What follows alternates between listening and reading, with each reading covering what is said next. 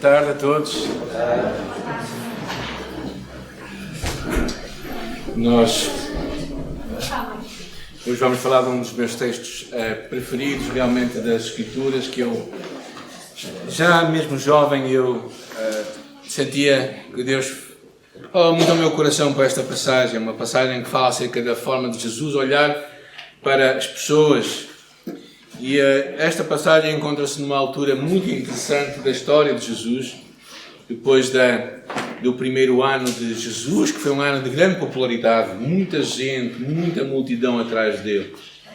E esta passagem encontra-se precisamente na transição para o segundo ano de Jesus, que foi um ano de contestação e grande oposição. E por isso foi um ano em que Jesus estava a preparar os seus discípulos para virem a assumir o ministério que ele estava a fazer. E por isso nesta passagem nós encontramos muito do coração de Jesus, do que ele pensava, do que ele sentia e do que ele queria que nós como discípulos também pudéssemos viver, não é? E por isso vamos ler a passagem no Evangelho de Mateus, capítulo 9, versículo 35 até 38.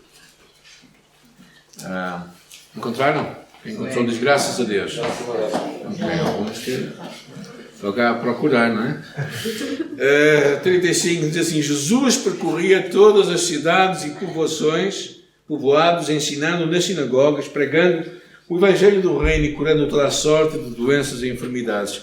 E vendo as multidões, compadeceu-se delas, porque andavam atribuladas, abatidas, como ovelhas que não têm pastor. Então disse aos seus discípulos: na verdade a colheita é grande, mas os trabalhadores são poucos. Rogai ao Senhor da colheita que mande trabalhadores para a sua colheita. Este versículo 35 é muito interessante, que diz: percorria Jesus todas as cidades e aldeias, ensinando nas sinagogas deles e pregando o Evangelho do Reino e curando todas as enfermidades e moléstias do povo. O ministério de Jesus era um ministério que hoje os homens gostam de defini-lo como holístico, não é? Muito esta cultura do holístico, do integral, do total, do ser humano. Até a própria medicina tem em consideração não somente o aspecto físico, mas toda a parte envolvente do ser humano, não é? Porque o homem não é somente carne, não é só espírito, não é? E não é só alma, mas na verdade é uma combinação de tudo, não é? E por isso, quando nós olhamos para o ministério de Jesus, encontramos Jesus tendo em consideração esta parte do ser humano, não somente uma parte que é a nossa parte, que nós podemos chamar a parte espiritual, mas Jesus ia de encontro ao homem como um ser total. Eu acho que em muitos aspectos, para mim, o ministério de Jesus é para mim um grande modelo de como a igreja deve viver o cristianismo nos dias de hoje, não é? Já logo no princípio do seu ministério, no capítulo 4, lemos um pouco acerca do que é que ele fazia. 4:23, diz ali, o capítulo 4:23 de Mateus, diz assim: e percorria toda a Galileia, ensinando nas sinagogas, pregando o Evangelho do Reino e curando todas as doenças e enfermidades do povo. Por isso não foi algo que Jesus foi mudando, mas sempre desde o princípio Jesus tinha esta abordagem completa do ser humano, não é? E por isso é que eu acho também que como igreja somos de alguma forma motivados a fazer o mesmo tipo de ministério de Jesus, não é? Por isso é que nós temos a celebrar a restauração na nossa igreja, por isso é que nós temos uma obra social aqui na nossa igreja para abençoar as pessoas com alimentos, por isso é que nós temos muitas áreas que eu acho que era a forma que Jesus também nos dias de hoje abordaria o povo de hoje, não é? E é impressionante isto, porque quando aqui fala três coisas que Jesus falava, não é? Diz aqui, ensinando nas sinagogas. As sinagogas eram um lugar de ensino. Havia só em Jerusalém, cerca de 400 sinagogas, que seriam, vamos chamá-las igrejas de hoje, não é? Lugares onde o povo ia para adorar a Deus, para ler as Escrituras, para ouvir Deus falar com eles. E Jesus ia às sinagogas e ensinava lá. Ele era um arauto de uma mensagem de certezas, não é? Não era, eu penso isto. Hoje vivemos muito a questão da relatividade, não é? Toda a gente opina acerca de várias ideias, acerca de várias sugestões, não é? Há uns que dizem que quando nós morremos, a nossa alma vai ficar lá, vai acabar tudo ali no cemitério, não é? Há outros que dizem assim, nós depois vamos reencarnar, sei lá em quê, não é? Há outros que pensam de outras formas. E a pergunta é, será que tu vai acontecer na tua vida aquilo que tu acreditas, ou será que aquilo que vai acontecer vai realmente acontecer? Eu estou certo que o ateu, o cristão e o budista vai ter o mesmo destino. Não é por ele acreditar que vai reencarnar, que depois vai reencarnar, não quer que seja, não é? Então é muito importante nós percebermos que Jesus tinha a mensagem do Deus, do Pai, e eram certezas que ele anunciava, não é? E de certa maneira eu acho que é o que ele espera de ti e de mim, é que nós possamos dizer, eu sei em quem tenho crido. Sermos pessoas também de certezas, de confiança. A segunda coisa que percebemos aqui é que ele pregava o Evangelho do Reino. O reino de Deus, o reino de Deus é Deus a reinar aqui na terra. Não é? E ele mesmo disse lá no princípio, eis chegava o reino de Deus. Então o reino de Deus chegou com Jesus aqui na terra. Começou ali e virá até à segunda vinda de Jesus, em que ele voltará para estabelecer o seu reino físico aqui. Mas até lá, há este período, ele pregava este Evangelho que era Deus como Rei e um Deus que mudava o nosso coração. E a terceira coisa que percebemos aqui é que ele curava todo o tipo de enfermidades e doenças. Ao lermos isto, percebemos o cuidado de Jesus por as necessidades das pessoas, quando ele perguntava o que queres que eu te faça, quando ele ouvia aquela multidão que estava a ouvi-lo durante aquelas horas seguidas e tinham que voltar para casa e dizia assim, dá-lhes voz de comer, e eles diziam, bem, mas nós não temos com que dar de comer assim, mas o que é que vocês têm aí? E Jesus mostrava claramente que não é preciso muito para que os milagres aconteçam, é preciso tudo. Entregarmos tudo, mesmo sendo pouco. E Jesus fazia, com aquele pouco que ele fez, os milagres. Então eu acho que encontramos aqui um modelo muito interessante do ministério de Jesus, para o homem total. A sua mensagem de salvação, que veio para servir o próximo, tal como ele espera de nós. Mas tem outro slide.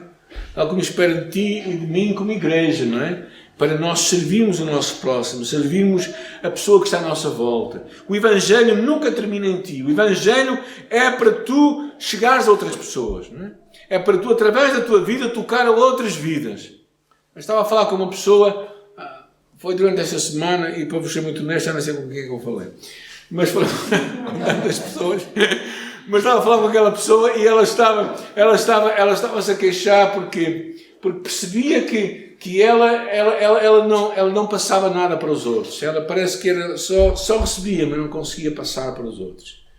E essa é a grande diferença entre o Rio Jordão e o Mar Morto. É que no Mar Morto ele recebe, mas não manda para ninguém. No Rio Jordão ele recebe, mas também manda para fora. E há muita gente que não percebe que o Evangelho não é para ti, somente. O Evangelho é para ti, mas para tu abençoar os outros. É para tu tocar. E por isso, esta mensagem tem muito a ver com isso. Jesus, vendo, diz aqui, as multidões. E é o primeiro quadro que nós queremos ver aqui. O primeiro quadro de Jesus. Jesus fala de que é como um rebanho espalhado. Ele diz, vendo as multidões, compadeceu-se delas, porque estavam atribuladas e abatidas como ovelhas que não têm pastor. Esta imagem que Jesus vinha com compaixão. A palavra compaixão é curiosa, é uma palavra que no grego vem da mesma palavra vísceras, ou entranhas, ou intestinos, porque acreditava-se cá dentro, alguns homens ainda pensam que é assim, não é? Cá dentro é que estavam as emoções. Ou seja, na verdade, aquela compaixão era algo que vinha cá no fundo, uma emoção forte que nascia cá dentro. Uma emoção forte, profunda. Jesus tinha esta compaixão por aquela multidão. Aquela compaixão que não o deixava indiferente. Porquê? Porque ele tinha duas visões, não é? Ele via, diz aqui, andavam atribuladas e abatidas. Algumas outras versões dizem que eram fracos e estavam desgarrados. Esta é uma imagem curiosa, esta ideia de fraqueza, esta ideia de estar ali como que abandonado. Era uma ideia de como que um cadáver que era vítima de uma ave de rapina. Ou seja, a pessoa estava ali, entregue. E Jesus, olhar para aquelas pessoas, vê que as pessoas não estão ali, abandonadas, completamente e também desorientadas, porque a outra parte tem a ver com estarem desgarradas ou dispersas, não é? Que é uma ideia de que não havia ninguém que os dirigisse. Ainda que houvesse 400 sinagogas ali, só em Jerusalém, os líderes espirituais parece que não apontavam para o caminho certo. anda um bocadinho ao lado. E o que percebemos aqui, é que verdadeiramente, até pelo contrário, estes líderes espirituais parece que eram até que impediam que eles seguissem o pastor das ovelhas, que era Jesus. Então o que percebemos é que Jesus olhava para aquela multidão e sentia uma profunda compaixão ao ver, porque eram homens e mulheres com religião, mas verdadeiramente sem um pastor. E é muito chocante quando percebemos que uma igreja que supostamente, seja ela qual for, deveria levar as pessoas para Deus, parece que as afasta de Deus. Uma igreja que deveria levar as pessoas para ter um encontro com o pastor, que é Jesus, afasta-os do pastor. E Jesus sentia esta compaixão profunda. Tudo começa aqui. Tudo começa quando tu e eu conseguimos sentir dentro de nós uma comoção, um forte sentimento para com aqueles que não conhecem Jesus Cristo. Alguns de nós participamos na campanha, penso que quase todos nos juntos, não é?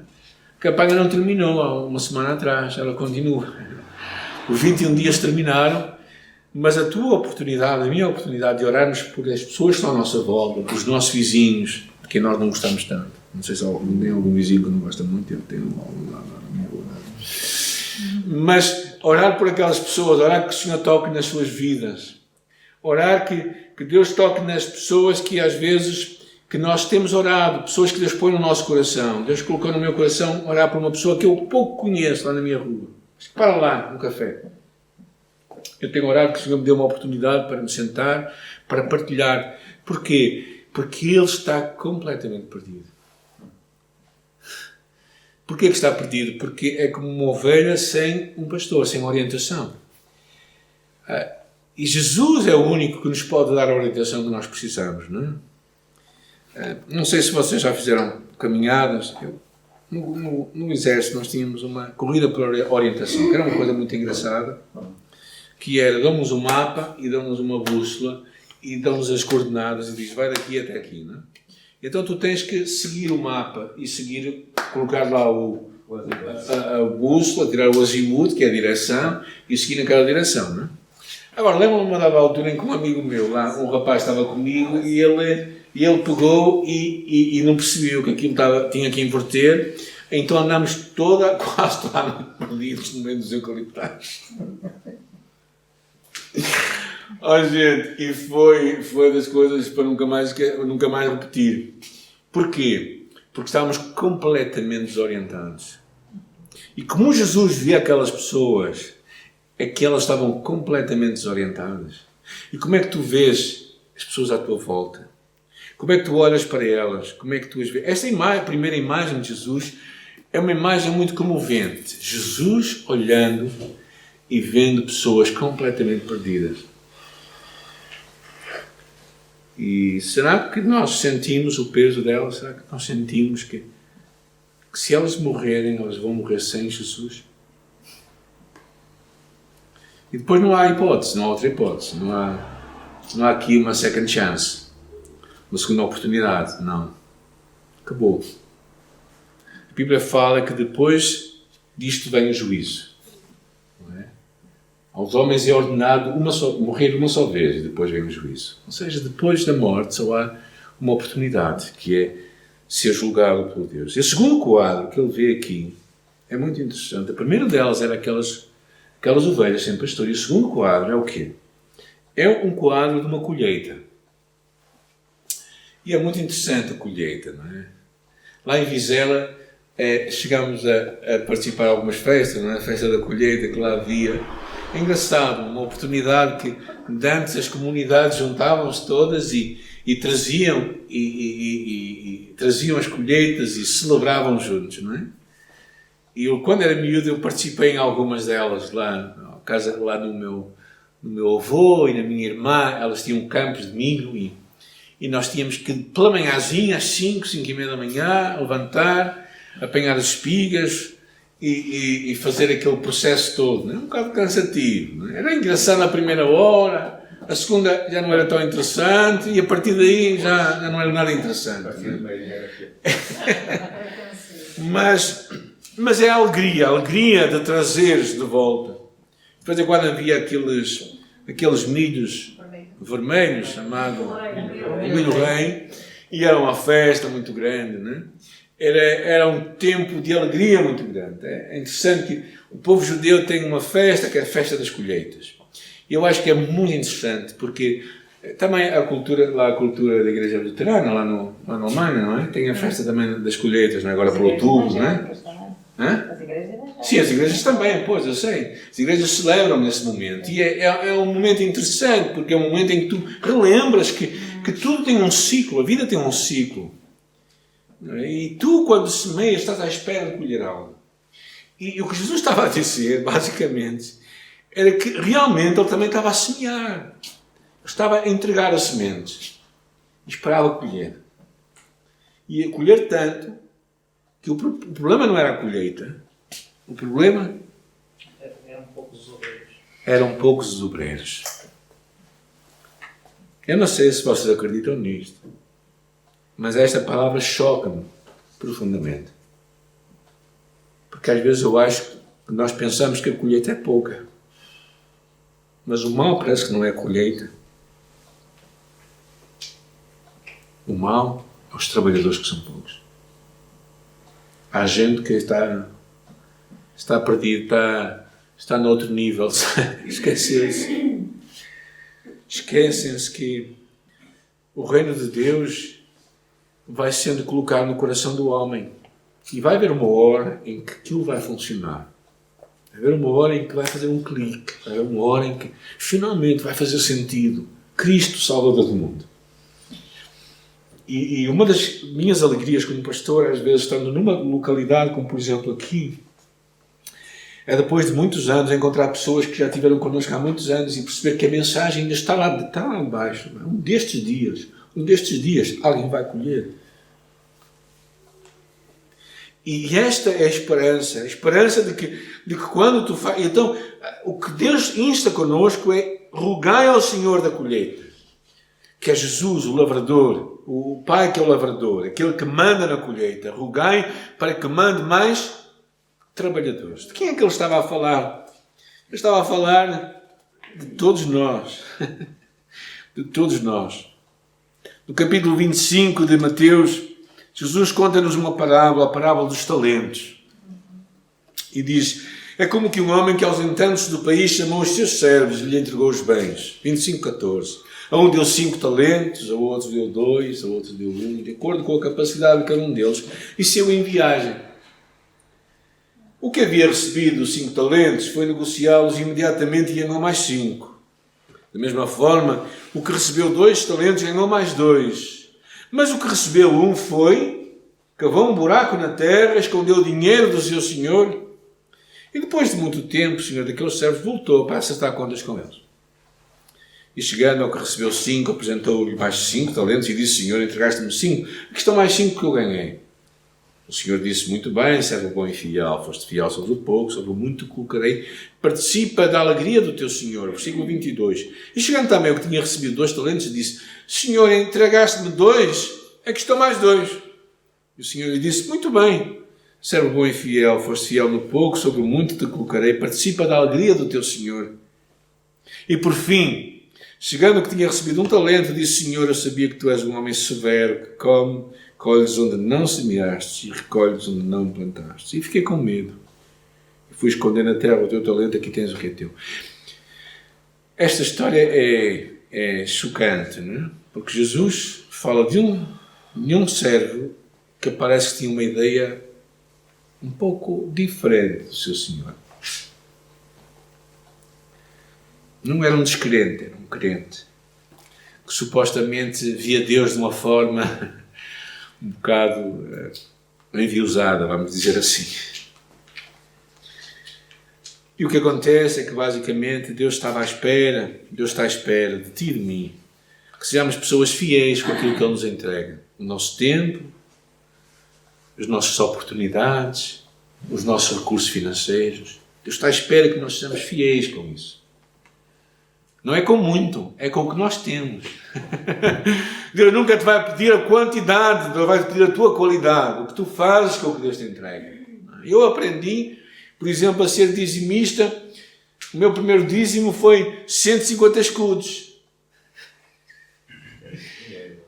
que era 75 cêntimos, não é? Eu tinha 15 anos de idade, foi o meu primeiro ordenado que eu recebi.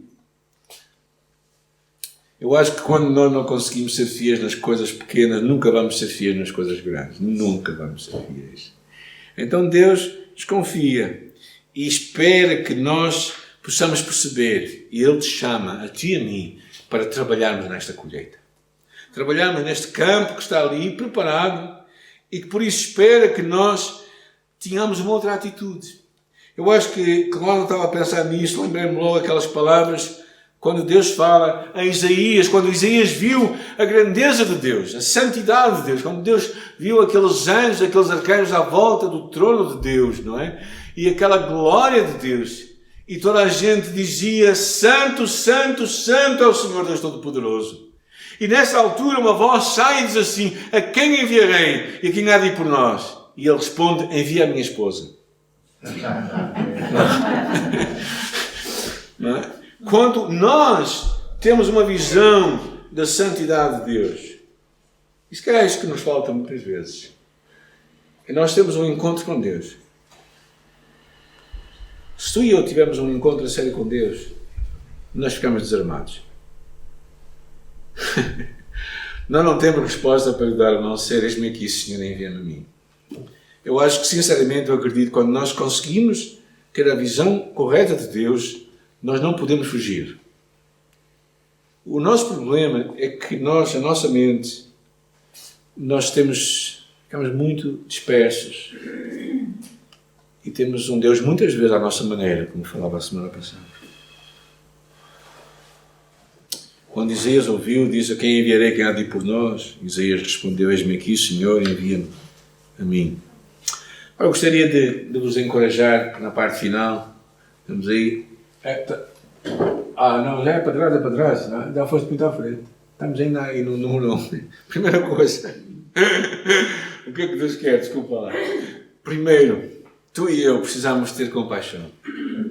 Tens que ver a multidão à tua volta, tens que ver as pessoas à tua volta, tens que te importares com ela, tens que ver as oportunidades que Deus põe diante de ti, seres amigo das pessoas, daqueles que estão perto de ti, criar as oportunidades. Precisas de estar disposto a fazer algo para abençoar as pessoas, para realmente ser de bênção para alguém. Eu achei muito interessante, não é? Quando esta semana estava a fazer um retiro com algumas pessoas, até foi online nesse caso, e foi tão interessante, estávamos a falar acerca da importância, da urgência de nós perdoarmos as pessoas, não é? E então aquela pessoa estava a compartilhar comigo e dizia assim, sabe, Samuel, eu pensava que tinha perdoado, mas depois lá dizia para eu abençoar a pessoa por quem eu perdoei. E foi mais difícil, dizia ele. Aí eu percebi que se calhar não tinha perdoado verdadeiramente, porque estava-me a custar abençoar a pessoa. Mas quando tu perdoas, tu abençoas. E uma das formas de nós compartilharmos a nossa salvação é sermos bênção para as pessoas à nossa volta. Estarmos atentos às oportunidades, às necessidades que estão à nossa volta. Fazermos algo para abençoar a pessoa. Então a primeira coisa é que para tu e eu sermos... Porque Deus está... Estes trabalhadores que Jesus estava aqui a falar, não é os missionários somente, não são os pastores, não são algumas pessoas. Eu penso que Ele está a falar de todos nós. Todos nós, porque a Senhora é grande. Então, a chamada é para todos nós, para sermos trabalhadores, não é? E a primeira coisa é nós olharmos à nossa volta e termos compaixão. Uma compaixão que vem cá de dentro, que vem das nossas entranhas, aqui do meio do nosso interior. A segunda coisa é termos esperança. Número 2 aí é termos esperança. Ou seja, porquê? Porque quando alguém trabalha a terra, quando alguém semeia, o que é que ele espera? Colher. Há um ato de muita fé, eu acredito, sempre que um lavrador vai para um campo e coloca lá uma pequena semente, ou coloca lá um pé de couve, ele está com a esperança que aquilo vai crescer. Porque senão o que é que ele fazia? Ficava a dormir. Ficava a dormir em casa, que não gastava dinheiro e não perdia tempo. Mas quando ele faz aquilo, ele espera. Então, para mim e para ti, o grande desafio é nós sermos pessoas de esperança também. Esperarmos que, tal como o trabalhador trabalha a terra e espera que venha a dar fruto, tu e eu também temos de acreditar que assim que nós semeamos a palavra, ela vai dar fruto. Pode não ser no nosso tempo, pode demorar mais tempo, mas ela vai dar fruto. E vai dar fruto também a nós, que vamos estar a perseverar e a contar com o poder de Deus para fazer aquilo acontecer. Então, sermos pessoas de esperança é muito importante. Porque se tu não tens esperança, tu não vais fazer nada.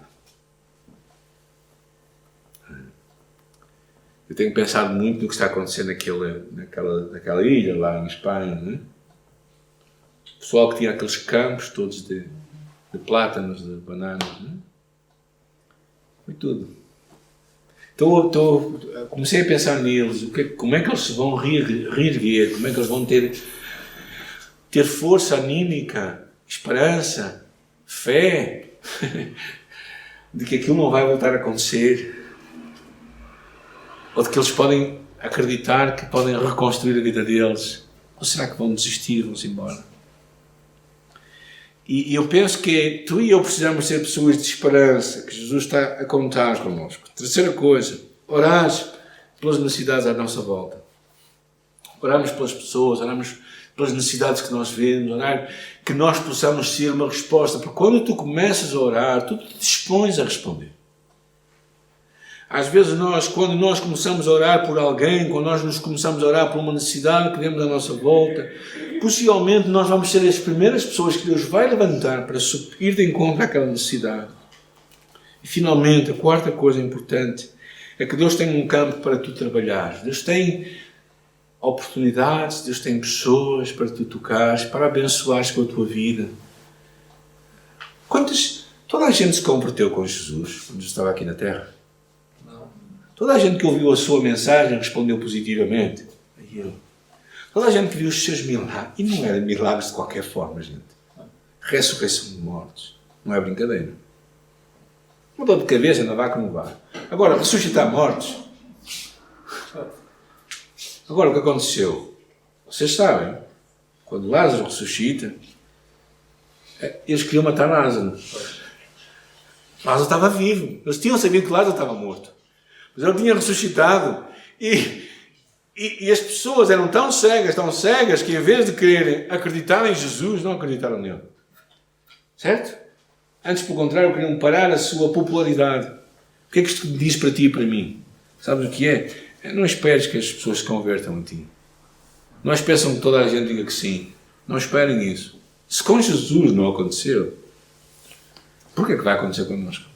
Somos melhor que ele. Mas temos de usar os nossos dons, usar o campo que Deus nos dá, a oportunidade de usarmos a nossa vida para abençoar os outros. Deus está realmente a levantar, eu acho que chamar-nos a isto, a levantar os nossos olhos, primeiro, a vermos a realidade espiritual das pessoas, como elas estão. E segundo, a não ficarmos aí e desanimarmos, mas acreditamos que há uma solução. E a solução és tu, sou eu, por causa de Jesus. Amém. És tu e sou eu por causa do bom pastor. És tu e sou eu por causa da colheita que Ele prometeu. Mas nós temos que sair e temos que esperar. Uma das coisas que eu tenho orado ultimamente é que o Senhor nos faça ver pessoas a conhecê-lo com a sua vida, entregando a sua vida a Jesus. Louvo ao Senhor por estas últimas semanas que pessoas têm tomado este compromisso para seguir Jesus Cristo neste lugar. Louvo a Deus porque ainda hoje tive uma conversa com alguém que eu acredito que está somente a um pequeno fiozinho para tomar uma decisão. Mas eu acredito que o Senhor quer fazer isto. E não são, desculpem, com todo o respeito e amor que eu tenho pelos meus irmãos brasileiros, não são brasileiros, são portugueses. portugueses, que às vezes nós pensamos que são muito duros, são inalcançáveis. São esses que estão a converter-se. E por isso eu oro que o Senhor nos dê esta fé para olhar para o campo. E não desanimarmos, não é? O Ismael teve cá hoje de manhã e ele chegou lá de Santo Tomé. Estava a compartilhar comigo algumas das lutas que lá existem, não é? Lutas espirituais, coisas mesmo de demónios. Mas a esperança do Flávio e da Marcela ali, pela sua vida, pelo seu exemplo, discipulando pessoas. Não é? O Flávio não é nenhum pastor, ele sabe disso, ele mesmo diz que não é pastor, mas ele, com a sua vida, está a ser um exemplo para os outros. Porquê? Porque Deus não precisa de muita gente para pregar. Deus precisa de pessoas que, pela sua vida, pelas suas palavras também, sim, mas também pela sua vida, demonstram o poder do Evangelho. E uma das coisas que o Ismael estava a compartilhar comigo hoje é que ele sentiu-os tão felizes por sentirem que eles estão no lugar certo de Deus. Não é? Para uma colheita que Deus vai trazer para eles. Não é? E da qual nós também, pela graça de Deus, somos uma pequena parte. Quando oramos, quando contribuímos, quando somos parte do que Deus está a fazer ali. E nós louvamos a Jesus por isso. Não é? E por isso, pensa nestas duas visões do Senhor nosso Deus, que Ele nos dá neste episódio tão significativo, não é? Que a multidão está como ovelhas completamente perdidas, sem o bom pastor, que é Jesus. Elas não sabem para onde estão a ir, elas estão completamente perdidas. Quando preguei no Salmo 23, achei muito interessante porque eu, para pregar aquele salmo, usei um livro de um homem chamado Philip Keller, que também era pastor de ovelhas. Ele conta algumas características das ovelhas. Uma delas que eu não sabia é que uma ovelha, quando cai e fica com as patas para cima, não se consegue desvirar. E ela morre. Morre de stress e morre porque ela não consegue virar-se. As ovelhas são completamente desorientadas. Verdadeiramente, uma ovelha não consegue cuidar de si própria. Elas, quando têm algumas pequenas bichos, elas não conseguem se livrar delas. Então elas precisam de um pastor. E as pessoas, quando Jesus ele via pessoas que talvez têm uma vida bonita, podem ser uma ovelha até com gravata e tudo, não é? Com um vestido novo, uma ovelha que está dentro da moda, mas que está perdida, porque precisa de um pastor. E Jesus é o bom pastor. Amém. E a segunda coisa, a segunda visão de Jesus era aquela visão da colheita. Olhar para os campos e perceber, e Ele te chama a ti e a mim. Nós somos os trabalhadores que Deus está a levantar hoje. Amém. Para colhermos, para a ceifa que está aí à porta. Amém. Senhor, nesta tarde, Senhor, nós estamos tão gratos a Jesus por ter sido o nosso Salvador, pela compaixão que Ele demonstrou para todos nós. Pelo amor, pela compaixão. Que Ele, quando Ele pensava em nós, em todos nós, Ele nos amava do fundo da sua alma. Amém. E verdadeiramente nós somos tão importantes para Ele. Ao ponto de Ele se dar a sua vida por nós. Por isso, Senhor, neste dia nós estamos tão gratos por nós sermos os primeiros beneficiários desta salvação de Jesus. Nós temos o primeiro rebanho que Ele decide juntar, que Ele decide abençoar, e por isso nós estamos muito agradecidos por isso. Oramos, Pai, que em nosso coração haja este desejo também para não somente sermos beneficiários desta bênção, mas olharmos para o campo, olharmos para o mundo, olharmos para a nossa volta e percebemos que há um campo vasto que está pronto para ser trabalhado. Há um campo vasto que está pronto para ser colhido, Senhor. E Deus te chama a ti, te chama a mim, chama a cada um de nós para sermos estes trabalhadores que saem com esperanças para o campo e que esperam verdadeiramente que a hora vai chegar, a hora é hoje, em que vamos começar a colher pela glória de Jesus. Amém. Por isso, Senhor, dá-nos esperança, dá-nos fé, dá-nos persistência e faz-nos crer em Ti. Em nome de Jesus Cristo nós oramos. Amém.